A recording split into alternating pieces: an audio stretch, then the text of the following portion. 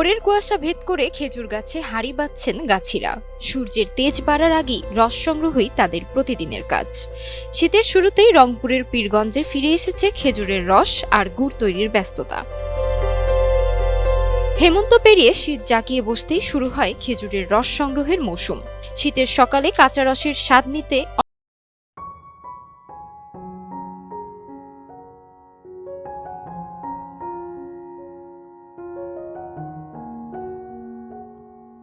দিচ্ছে।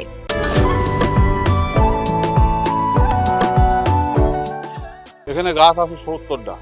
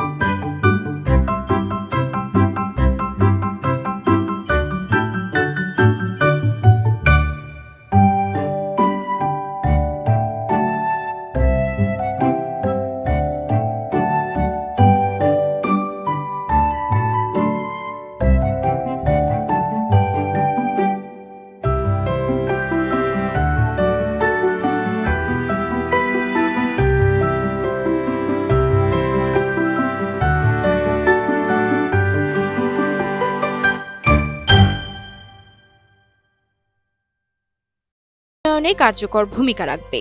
পীরগঞ্জের অর্থনীতিতে আসবে ইতিবাচক পরিবর্তন, এমনটাই প্রত্যাশা সংশ্লিষ্টদের।